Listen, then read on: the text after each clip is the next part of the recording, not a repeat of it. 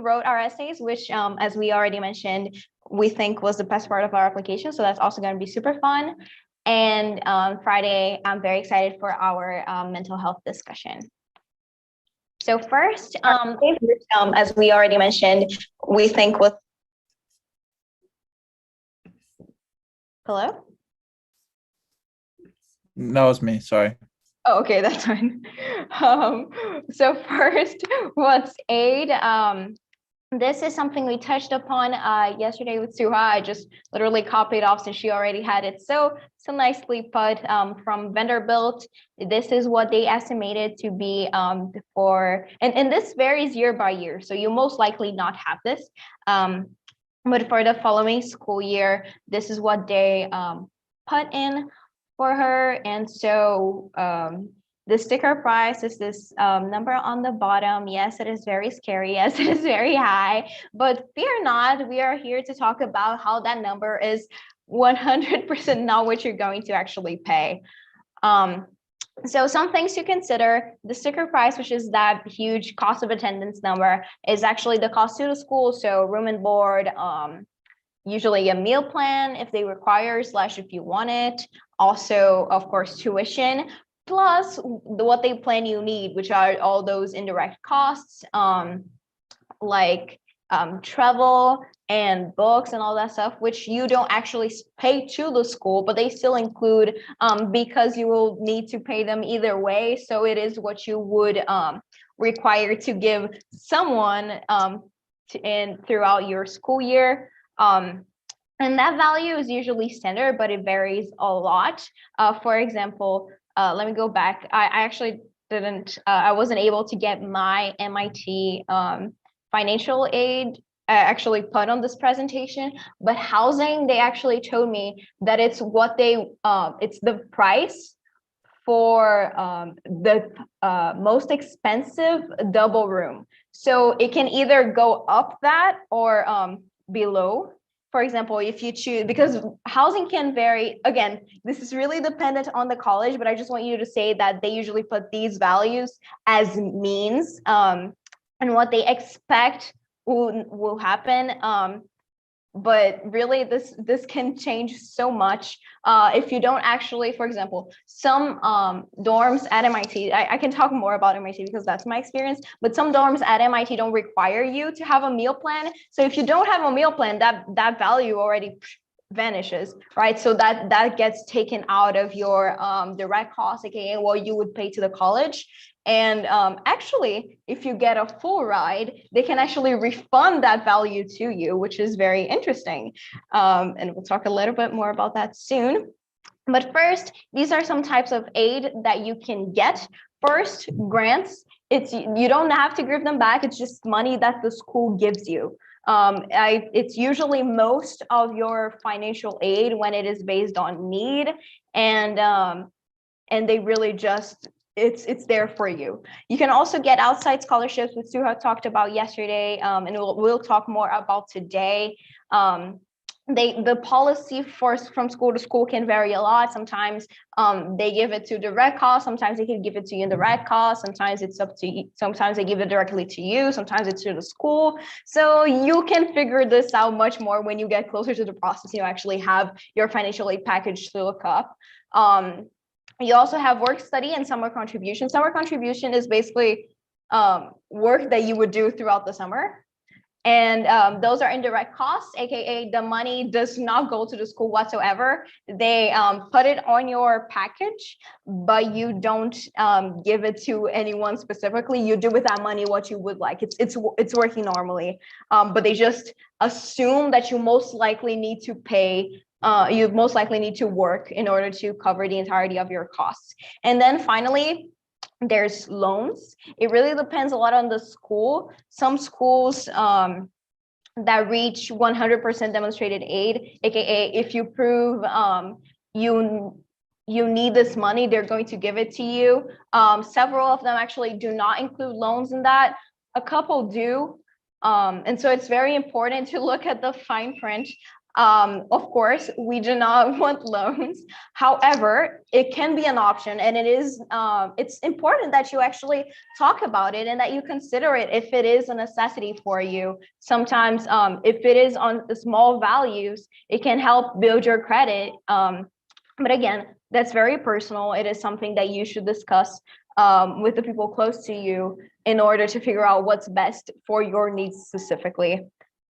And then it's a very great tip if you want to see how much a college will cost. There's a tool that would totally recommend. It's called My Intuition. It was actually created by Wellesley, but it has spread for most colleges. They're also called like cost estimators. And if you put a little bit of your information, totally anonymous, they don't need to they don't keep any of that information. It won't affect your application at all, but you can check it out and see approximately, it's not 100% accurate, but you can check out more or less how your package could look like, so you don't get in completely surprised. But I think you will be pleasantly surprised. These top schools have some amazing aid. And we are also thankful to have in Florida bright futures. So secondly, okay, that sticker price is scary. But what can I actually do in order to get more aid? So some general tips, again, discuss this with your family, the people close to you. You know your specific financial ability. Neither me nor Fawn can actually attest to anything specific to your family. We're not financial experts by any means, so we're just sharing our own perspective on this. But again, for some people, it is more okay to have a small amount in loans. For some people, it's not an option at all. Work study can vary a lot. So definitely talk this out with your family, see what your priorities are, especially regarding costs. They will need to be kept up on this. Also, it is a process where you will most likely need to talk a lot with the people responsible for you in regards to financial aid when you need to apply to them, because you will need a lot of specific information. And it's important that all of you are on the same page when you need to discuss all of this. And also something also already discussed, don't underestimate local scholarships. Dollar by dollar, you can get a full ride if the school doesn't already offer it. They do add up. And if you, this is something that most people actually don't know, but once you realize once you receive your financial aid package in your senior spring, and you see a value that maybe you're not completely comfortable with, or that you think, hey, this is insane, I totally can't afford this, you can actually try and negotiate it with the school. You can send emails. There's a bunch of ways through which you can try and change your aid, because if this really is a school that you would love to attend, but they are not giving you enough aid, definitely try this out. Run every single option that you can. And just one important piece of information that I found so interesting is that for 90% of American families, Harvard costs less than their state school. We are very privileged to have bright futures here in Florida. But you know, other state schools have much less general financial aid policies.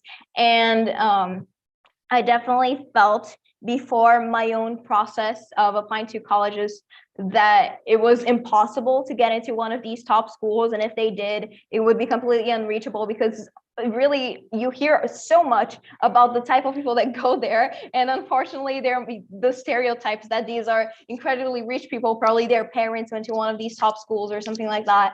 But there is a definite effort to change that. Schools have such huge endowments, it's insane. And they are starting to put more and more of that towards financial aid, so that people from different socioeconomic backgrounds can attend their school. So don't give up just because you think that the sticker price is too expensive.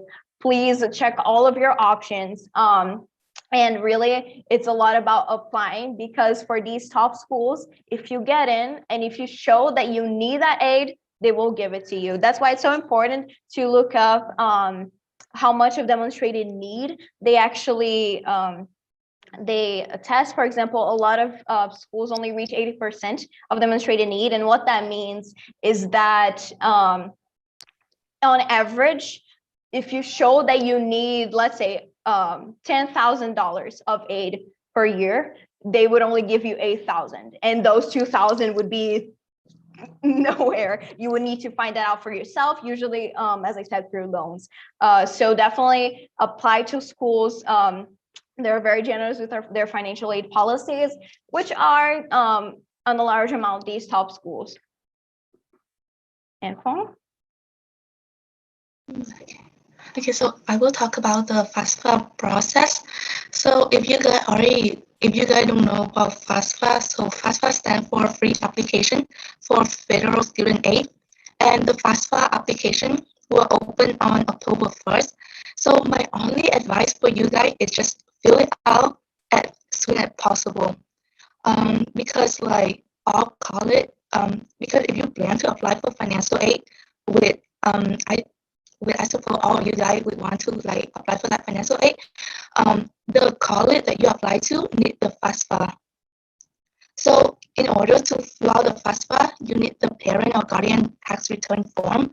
And the question from FAFSA is it's just really basic. It's asking for like the income of the parent, or like any investment, or like any cost that the family have to pay. And it's also include general information in general about like the cost of the household and things like that. So what the FAFSA give you is that after you complete the FAFSA application, it will calculate the EFC. So the EFC is basically the expected family contribution. So this one is basically an index number that the college financial aid staff, they're gonna use that to determine how much aid they're gonna give you. And also just fill it out as soon as you can. And the FAFSA application also give you an indication of whether you're gonna have the federal Pell Grant. So the federal Pell Grant is just basically free money that the government give you basically. If your parent income is fall under a certain range, and I believe that like this range is changed every single year, but like if you was under that range or within that range that the government give out, you can actually qualify for like free money. Also about the FAFSA is that when you do the FAFSA application, you can add the college that you go to, and when you add the college that you go to in the FAFSA application, this application will automatically go to the school that you apply, and they need the FAFSA in order to determine your financial aid. So you need to fill it out. It is not a hard process. It's very simple. It's very simple. So please just fill it out as soon as possible. Definitely. Also on filling out as soon as Do you possible. have any question regarding the FAFSA process? I'm sorry, you delayed a little bit there. You can continue. Do you have any question? Because I mean, this is just basically the FAFSA application is.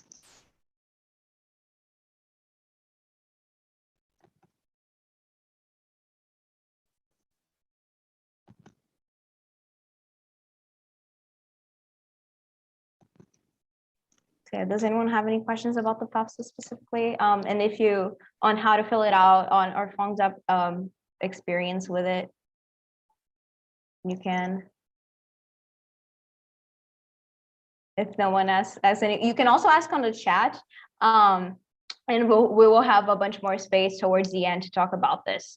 But one more thing on filling out the application as soon as possible. I have heard that the federal Pell Grant is very limited, as in like they have a specific amount of money that they award every year, and that is defined by time. So the sooner you fill it out, the higher the chance is. And like the sooner it means probably like the first week or so. It's not like fill it out as soon as it opens, the first hour, rush through it. Be sure that everything is right. You don't want to accidentally make a huge mistake and have to email all of your colleges back.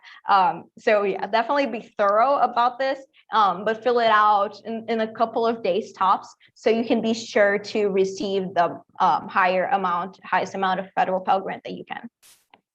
Oh yeah, and one thing that I also one thing that caught me is that the faster you finish the FAFSA application, the more aid they can give you. So that's the rumor.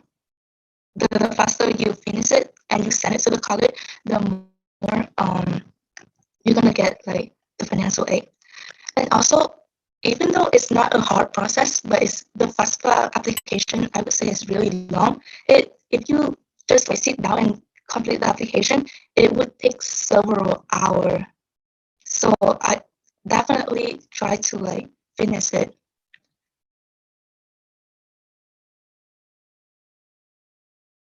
Yes, on the question on the chat, you can send several types of aid like applications for the same schools. A lot of people, if you're applying to a private college, you're going to send both the FAFSA and the CSS profile, which I'm going to talk about now. Bright Futures is only for schools in Florida, mostly public schools. Some private schools also take it. So, and there's no Questbridge schools for, but yeah, you can definitely, so you can send the Questbridge application to and Bright Futures, just because there's no schools that do the both. But yes, you can definitely send FAFSA and Bright Futures, for example, for actually, I'm quite sure you need to for a lot of the Florida schools, right? For the Bright, yeah, you have to apply for you to like be considered for the Bright Future. And about okay, so future scholarship. So basically, there's just I list at AA. There's a website on that one. So you go in and fill out, and the deadline for the Bright Future scholarship, I believe, is like August of like 2021. Like for our class, it's like before we start college. That's when the deadline for Bright Future. But like you still want to like finish the application as soon as you can. So about the Bright Future, they will not give you the award letter until you finish and you finish with high school and get that diploma, so that they can verify if you have that 100 hour of community survey hour. Or and SAT is also um, a part of this. You need to get at least a 1330, I believe, in order for you to qualify for the Bright Future Scholarship. Yes, they were currently discussing maybe some changes towards that, especially because of the pandemic, but nothing has been announced yet. For the question. Yeah. The FAFSA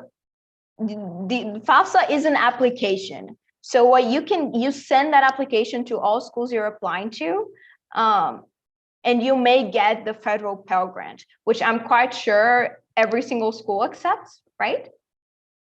Yeah, it's the school gonna accept that, and I would say that like I said, mentioned, it's very like Ananya already said, it's very limited. They only give out like a few, but then each year the income is what determine if you're gonna have that Pell Grant or not, and each year the range is changing. It's just an application that you send to your so that your college can determine how much aid they're gonna give you. Yeah, exactly. And just continuing on that, if you get Bright Futures, but you end up not attending a school that's not in Florida, so that money just won't go anywhere. That's it.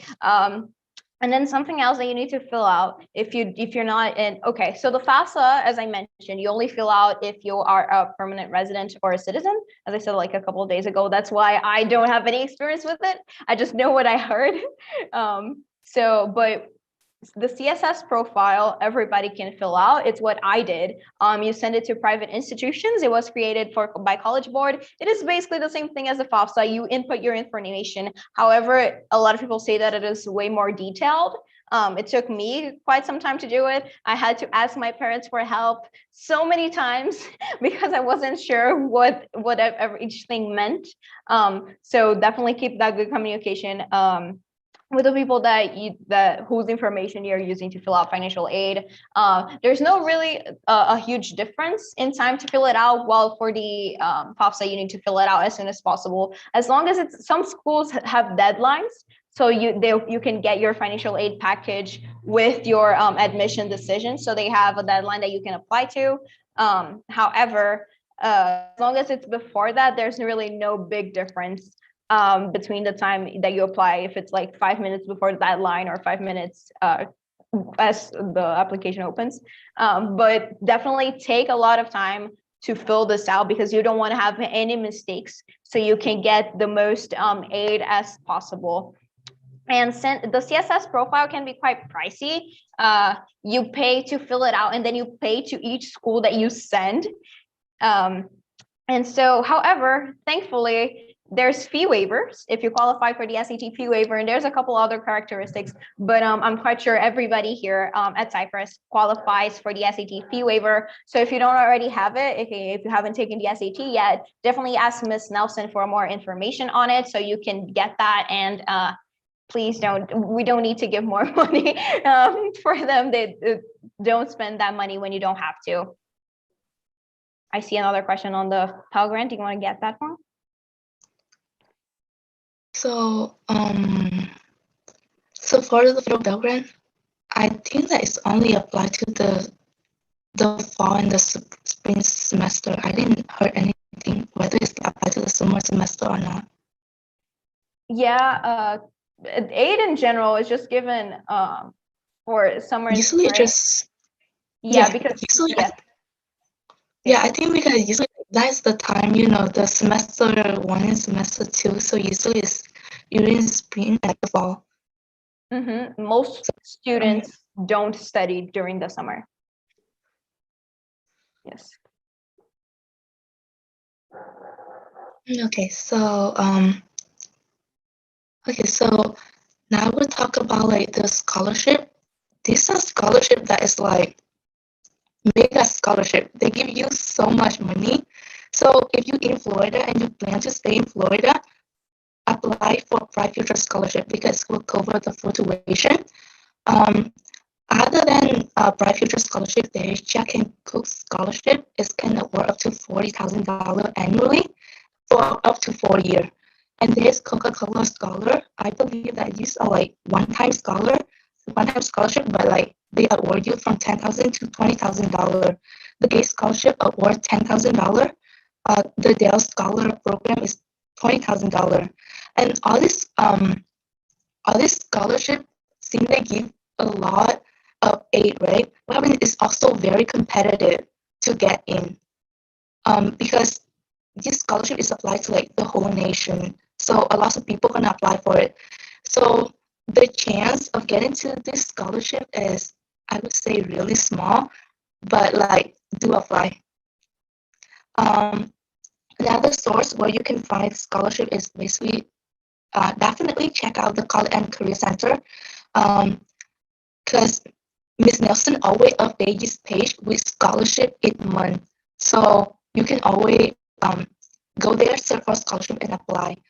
One advice that I do give is that apply to the local scholarship because it's less competitive and there's more chance that you're gonna win that scholarship. And like Ananda mentioned earlier, they do IELTS. All the local scholarship do IELTS. So apply to the local scholarship. Yes, definitely. Honestly, we are so privileged to have such an amazing team at the College and Career Center. Really, we love Miss Nelson. She's amazing. Mistress McLean too. She's from the district, but she's I think one day at a week with Miss Nelson, and they work so hard. Definitely take up on their opportunities. They are experts at what they do, and they are amazing at it. So please don't pass up the chance of getting more aid and having a better application. Talk to them. And it's great if you don't have to begin talking to them during your senior year, not at all. I think I actually had some summer programs and I've known Miss Nelson since sophomore year. So have a great relationship with them. They will save your life, I assure you. If you can begin talking to them about your plans, about your essays, even right now. And something else. So on local scholarships, a lot of people are asking for opportunities. So here are some that I found. College Greenlight has a bunch of stuff. Niche.com also does. They have like a full list, and they also have, those small scholarships where it's just like you fill out a form or you log in and then you get a scholarship. And also all their students. As I mentioned before, like QuestBridge is such a great opportunity, not just because necessarily of financial aid, but of the community that it creates. That Facebook group honestly has given me so much. I have learned so much because it's a bunch of students in similar situation financially throughout the country, and they have so many resources, and if you share with each other, everybody can learn more. And that's not limited to QuestBridge either. If you talk to your friends, definitely have that relationship to be open. Hey, I found this great scholarship. Maybe, especially since we're in the same school, you can go ahead and you probably qualify for similar scholarships when they're local. So definitely hit them up. Stay connected, and never underestimate local scholarships. Oh, whoops. This one, sorry, I skipped a slide. So Mr. Ye actually wanted to talk a little bit about loans. Are you able to do that right now, Mr. Ye? Yeah, for and this has always been my perspective to all the students who was going to college. One thing you have to understand, the student loan is probably one of the worst loan in the world. And there's a reason why people are still paying their student loan, even though they're 40 or 50 or 60 or 70. I mean, not 70, but maybe like 40 and 50s. But it's one of loan. So I try to give people example of this is you can buy a $1 million house, and let's just say this $1 million house went down half the price, become $500,000. And then you are paying for $1 million and you say, well, it's not worth for me to pay. And you can always file bankruptcy, right? You can file bankruptcy, and then you don't have, you still up for $500,000 because the house is only worth $500,000 now. So, and you can declare Chapter 7 or Chapter 13 bankruptcy. But student loan are a little bit different. So first of all, student loan, there are two types of loan. There are subsidized loan and unsubsidized loan. So the difference of those two loans are kind of interesting, but just that's probably like another half-hour discussions. So I don't want to get into unsubsidized and subsidized loan. You definitely want to go with subsidized loan instead of unsubsidized loan, because unsubsidized loan, they calculate the interest the moment you borrow money. So you borrow, like, say, $20,000 in freshman year, and they're gonna start calculating interest at that moment. A subsidized loan is different. Subsidized loan is they don't start calculating interest until you graduate, and also after 6 months, they give you a 6 month grace period. So if you can pay off within those 6 months, guess what? You don't have to pay interest. But interesting things about the loans. So for example, you owe, that just say you borrow $50,000 loan, and they will send you like a stub, and they say, okay, all you gotta do is pay $40 or $45, but you can pay for 5 years, $45, $50 or whatever that much money they request you to send, and you'll end up, in many times you end up owing more than before, because whatever the $45 or $50 is only paid toward the interest. So you're paying toward the interest without paying down your principal.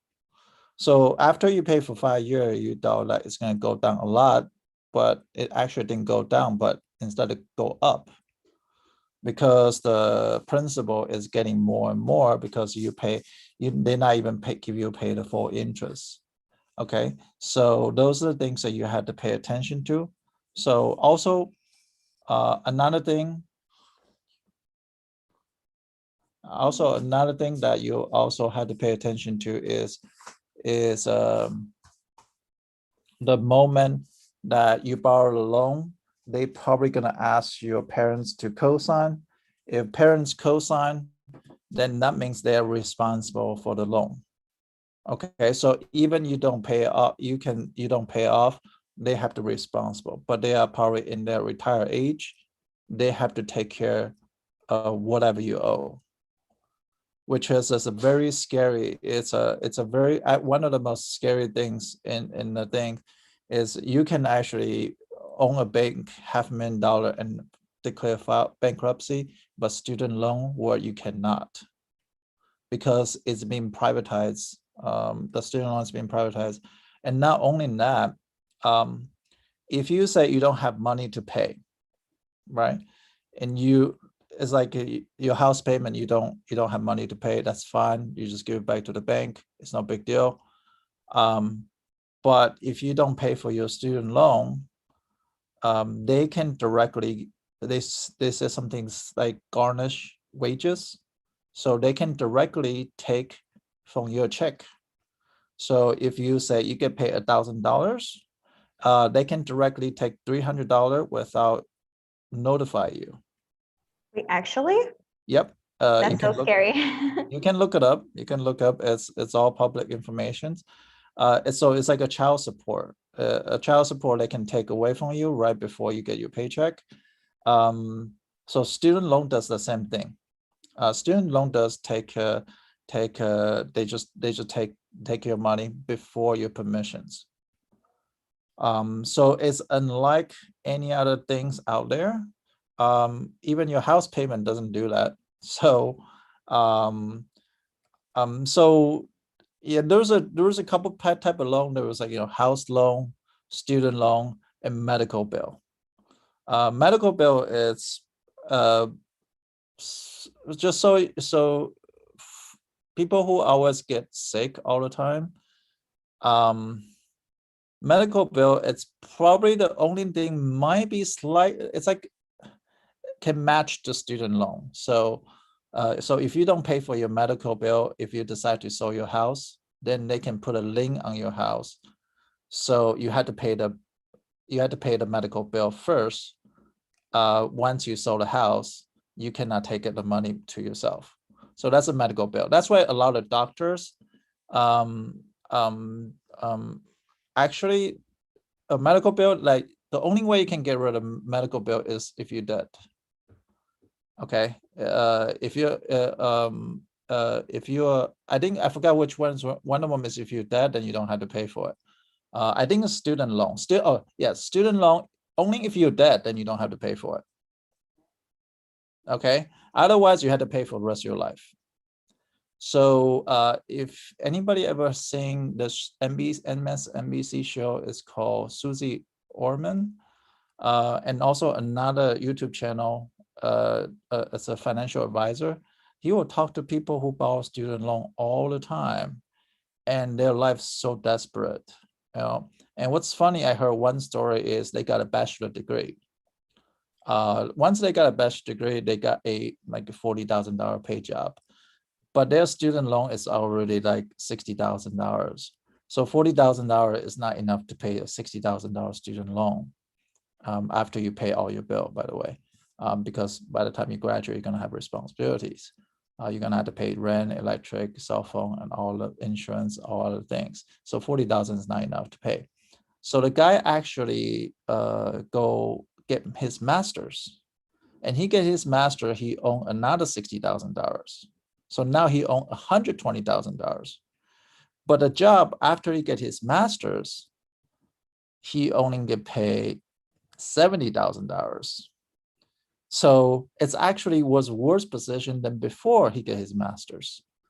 And then they just take from his bank account every single time. So a student loan, you had to be very, very cautious. Try to do without loan. Now, like Ananda said earlier, if you borrow a small loan, like a $4,000 or $2,000 to build up your credit, that's a little bit different. To build up your credit, that's different, because if you build credit, that's going to be your asset in the future. You have good credit, then that's your asset. But if you borrow any student loan and you cannot pay it back, your life, it can be ruined in many ways. And that's why, like, that's why they want Bernie Sanders to become president, so they can, like, get rid of all the loans and stuff like that. But loan it's basically is killing a lot of people at 30s and 40s right now.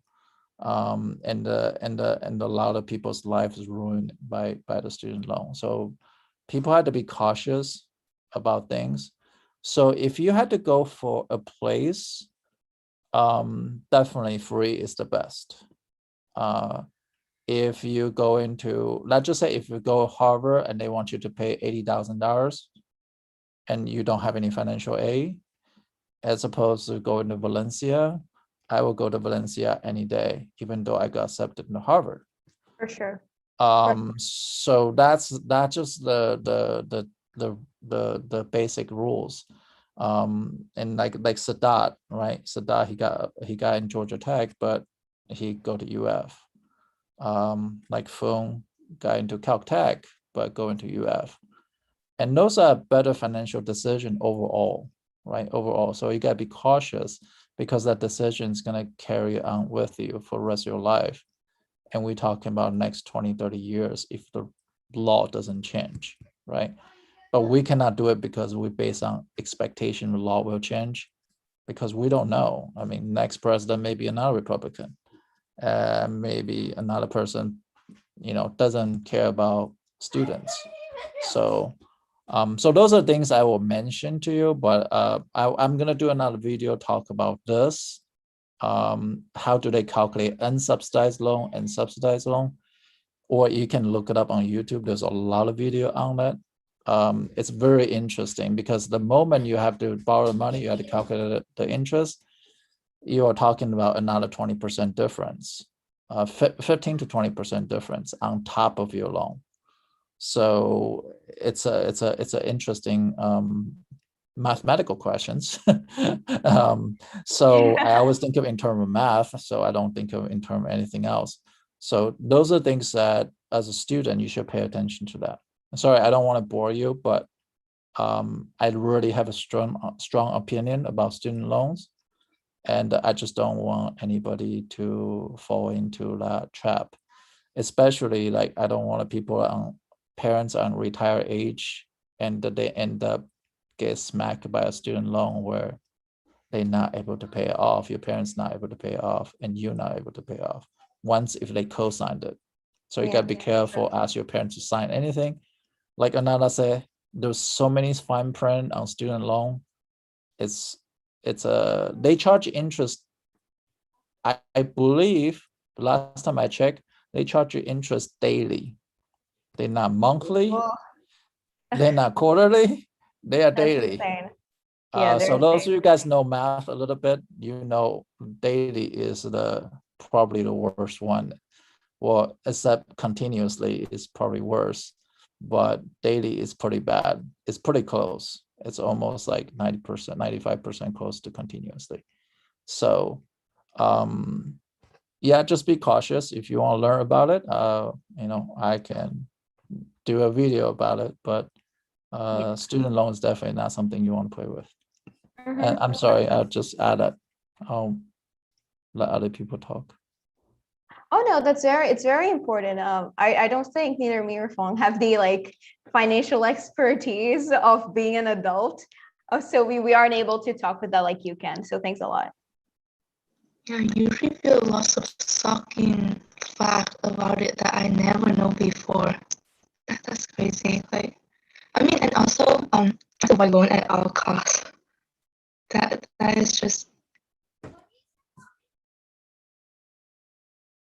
And definitely pay attention to the costs, unless they give you. So that's what you guys are here for, is to help people get, try to get full ride and try to get bright future. So 1330 on SAT, Miss Nelson says 1330 and 1210 to all get 75, but 1330 got book stipend, so $600 for your books. It's not enough for books, by the way. $600 is not enough for books, but they give you extra $600.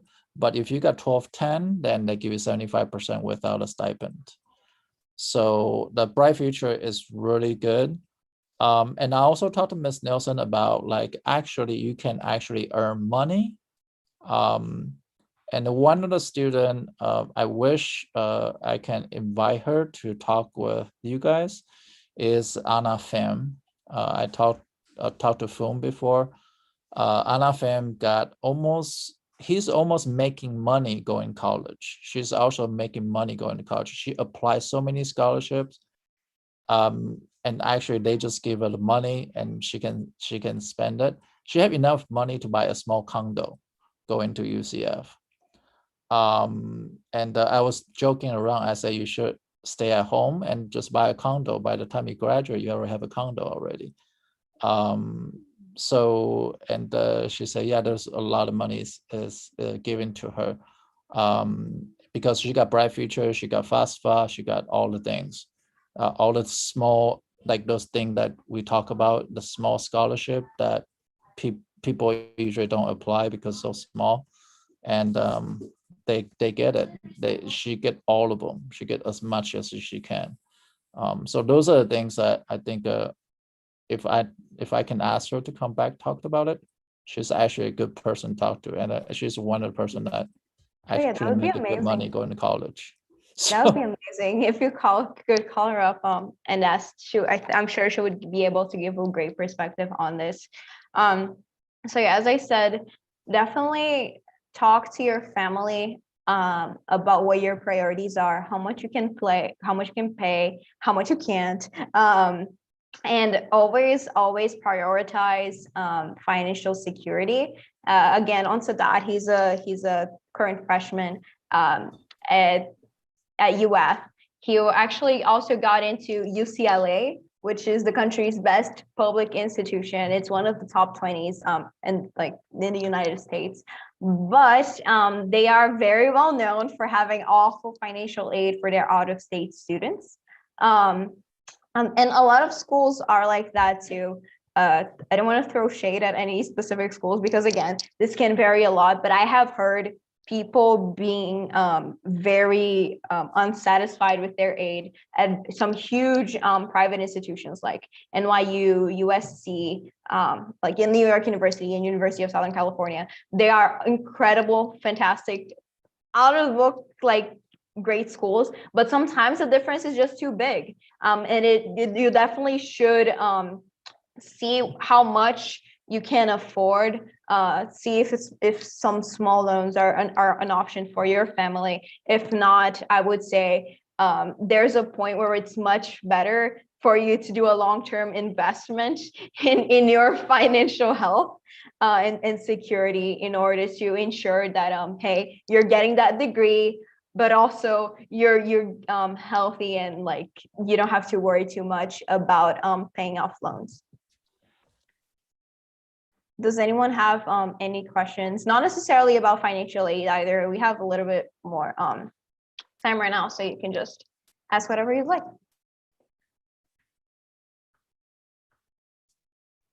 I actually have a question for Mr. Ye.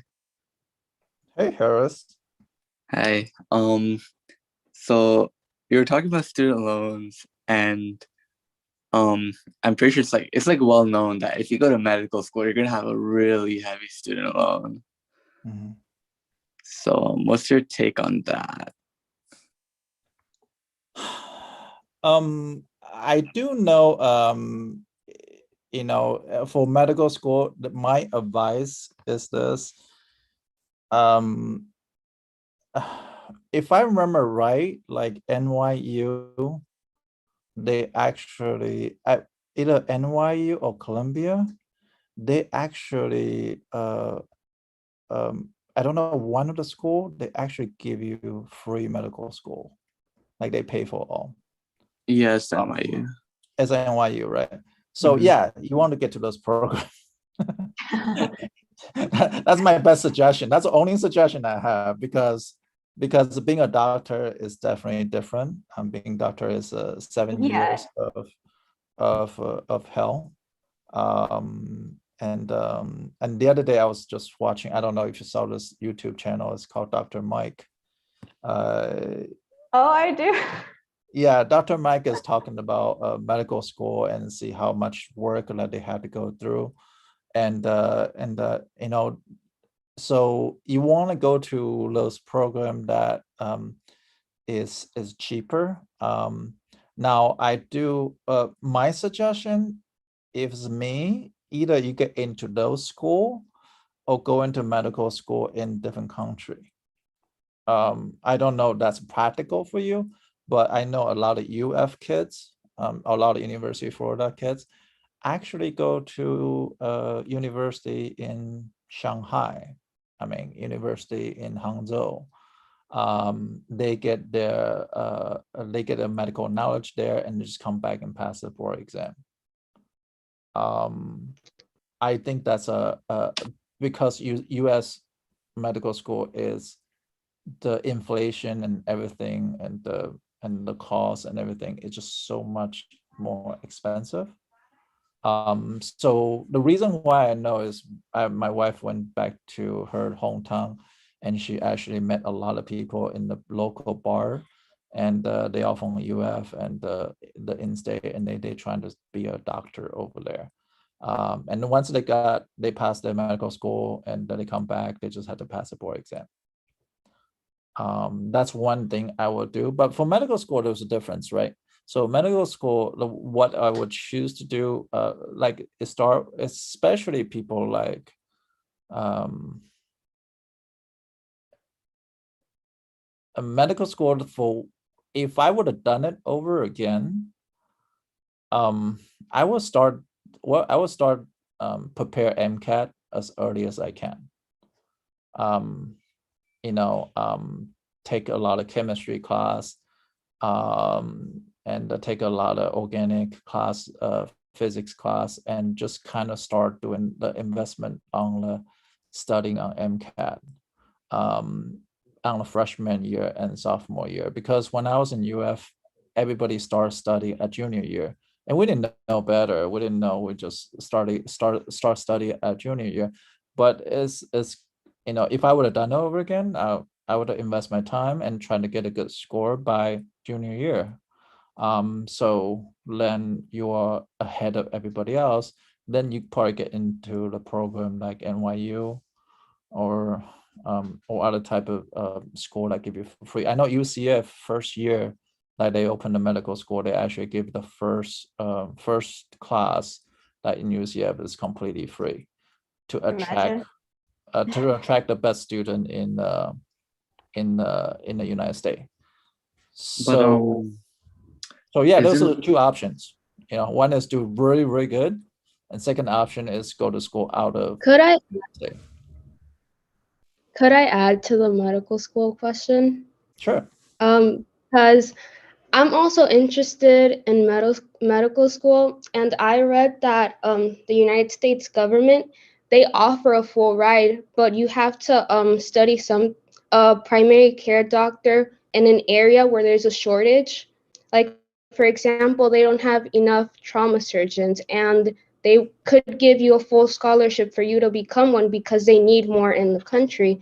And also, if you're interested in the military, they also always give a full ride for that, for the person who was asking this, if you're interested in that.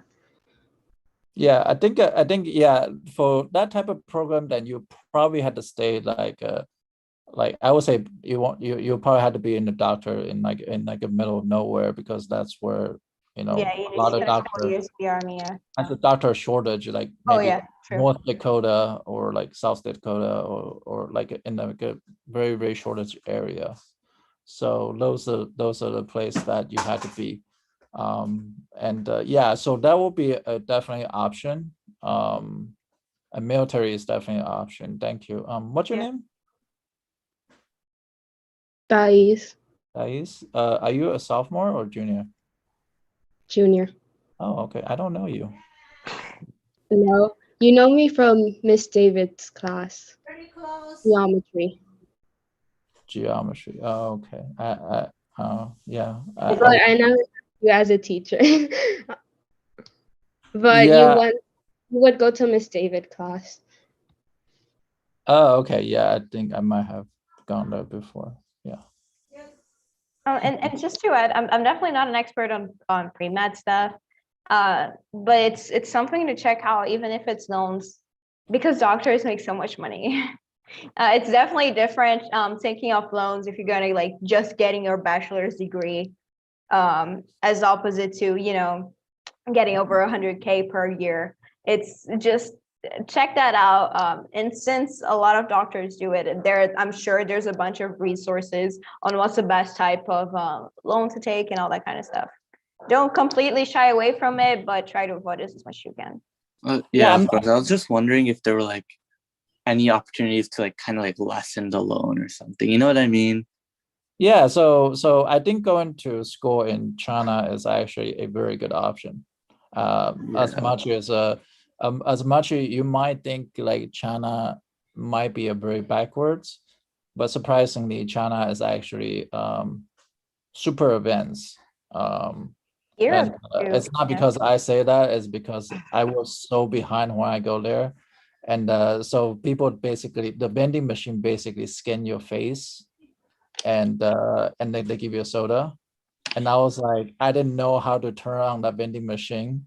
And I was there to stare at a vending machine, and I don't know, like little kids go up to them and just scan their face, and they got a soda and just come out a thing. And I was so impressed. I was like, oh wow. And in China, actually, they don't use cash. Everything's digital wallet. Everybody's using digital wallet. There was no check. There was no credit card. So credit card is all in the digital wallet. So it was just beep beep, and the subway. This doesn't need a ticket. The subway just take a cell phone, scan it through, and boom, you got through.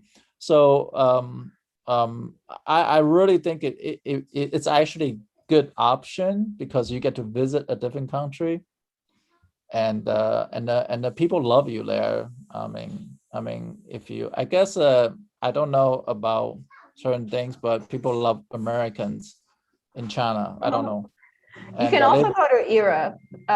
Public schools yeah, I are don't know how expensive Europe, but I know China Europe because is that's really, really, really cheap, by the way. Like they're almost, except the UK, it's basically free.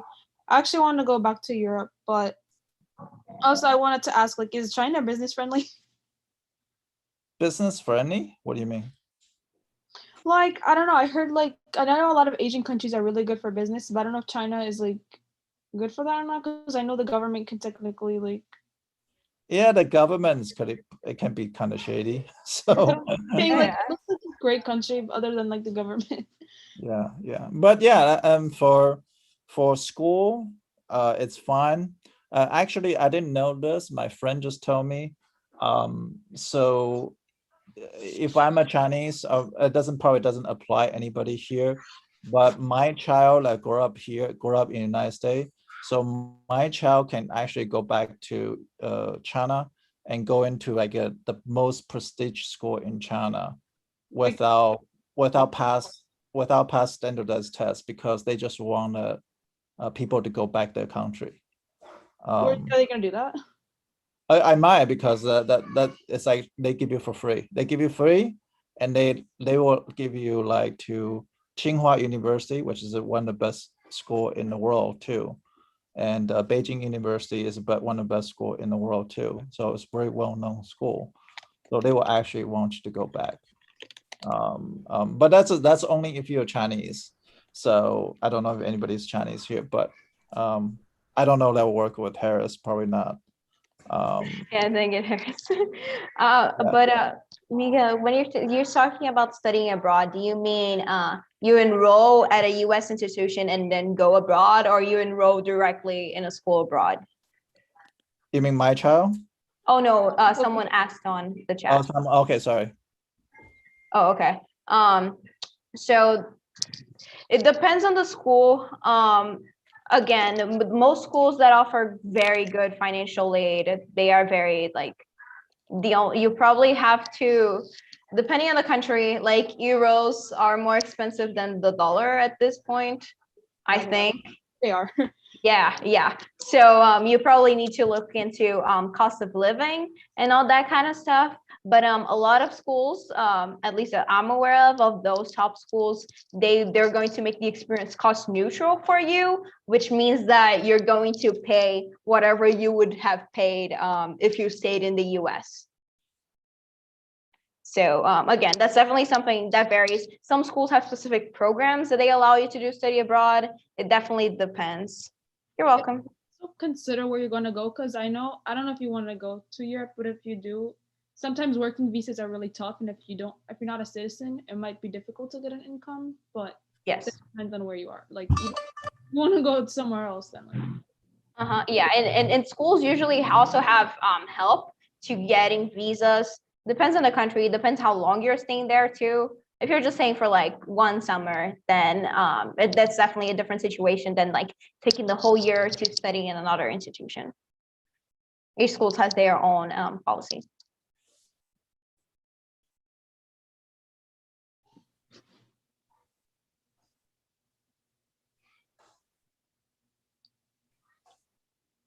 Are there any other questions? You can both speak or say them in the chat. Oh, I was just gonna add that I actually grew up in the Dominican Republic, and I knew many students who went there to do like their first 4 years. And this is because over there, compared to here, it's nothing for paying for college. And then they had programs that would take you here, and they would provide scholarships for you. So studying abroad, like it is good in a sense, but also there's like many other stuff that play in a role, because over there, they speak Spanish, so it's not necessarily for everyone, but it's good. Also, you're saying it's like a good option to study in the Dominican Republic? Yeah, definitely look into all your options.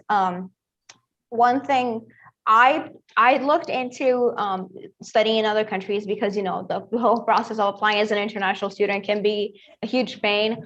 But one of the things that I like the most about American education at the undergraduate level is the freedom that you have, which is it's not the same. I know in Europe you don't get to choose. Yeah, so you for a lot of schools, especially like in Europe, Canada, all that stuff, it's way cheaper, but you get into a specific program. It's also how it works in my home country, Brazil. You get into a specific program and you basically can't get out of it. And what I really wanted was the ability to explore different areas, for example, if I would have gotten into engineering in Brazil, for example, I would never take a history class ever again. For some people that may be great, but from other people, and by that I include me, I'm really interested in a lot of stuff, and I wanted my undergraduate experience to still have that, so take that into consideration. But yes, applying to international colleges is definitely an option. Also, I know in Europe it's pretty binding. Like you can't change your major like you can here. Yeah, exactly. If you change, you have to start from zero and repay for everything again. It's not like here where you can like shift around. So you're kind of committed more if you go to like other countries, depending on the country. But yeah, that's how it works in Brazil too. Yeah, if you want to change, you just have to take the entire entrance exam all over again. It's as if nothing had happened. And that was one of the things I disliked the most, actually, because I think it's so unfair for us to, we're like 17, 18-year-olds, and it's really unfair for us to like pretend that we have everything planned out. Like, yeah, I want to do astrophysics. I want to get into that, but I also have it within me that maybe, who knows, when I go into school, I might discover that my passion is, I don't know, history or something like that. And I think it's so nice that you're able to change, because I'm sure that we'll grow a lot as people in the next 4 years. And it's really unfair for them to expect us to know for sure this is what I'm going to spend the rest of my life doing, you know? So I really appreciate the flexibility. And I would also give that advice to all of you: stay with an open mind over what you need to do. Like, don't expect yourself to stay the same person and have the same goals throughout all 4 years of college. You're most likely going to change. And that's okay. That's just a part of life, really. That's a part of growth. It's okay if you realize, hey, I have spent my entire life wanting to, as I'm sure a lot of people do, like wanting to do pre-med. And it's great if you still want to do it at the end of your 4 years. That's amazing, great for you. But it's also great if you realize that's not really what you wanted. When you take like your first organic chemistry class and you realize, I never want to study this again, you might change. And that's really okay. It's a process. We're all trying to find our own ways, and we always see like, oh my God, I know I'm going to grow so much, but you always see it as if it's going to be like linear, right? Or maybe exponential, who knows? The derivative is always positive for my calculus people. But that's not always necessarily the case. That's really, I was talking with a current like MIT student, and I was reading what he wrote, and he said something of like his time at MIT was much more diagonal than he expected, as in it was much more him like going different directions to try to figure out who he was, rather than just like choosing one path and going straight up and getting continuously better about it. Liberal arts colleges, that's a great idea, actually. I can do that right now if you'd like. I can also add it tomorrow. Thankfully, I have a lot of, I'm trying to, have that flexibility, not only in my career path, but during this week as well. Liberal arts colleges are amazing. They're so great. They usually have smaller student populations. They are much more focused on your undergraduate population as well. I got into Amherst College, and they are the actual sweetest. They have such a tight-knit community. I honestly love them so much. If I hadn't gotten into my dream school, I'd probably have gone there. Okay, I will have, yeah, that's a great idea. In the beginning, I will talk a little bit more about the difference between universities and college, liberal arts colleges tomorrow, and then we can begin talking about essays. Okay. I think I'm gonna start a tutoring section. So, Oh, okay. but yeah, it's great to chat with you guys. Yeah, so yeah, definitely consider different options for everybody. Not always one option fits all. So you have to think about all the things. So yeah, oh, I want to add something that we're talking about the school in China. Actually, if you worry that you have to learn a new language, you don't have to. You actually, the professors speak English over there. So a whole lecture is going to be English. So that's what I heard from the people that attend the medical school there. I'll learn Chinese, but yeah, that's interesting. Thanks for letting me. They all speak English over there. Their lecture is going to be in English format. So. But that's what I heard, but I could be wrong. But you got to research. Yeah, don't always don't close yourself off to what you think your path is going to look like. Consider different options. Who knows? Maybe you find yourself somewhere along the way. Thanks for coming, everybody. Bye. Bye. Bye.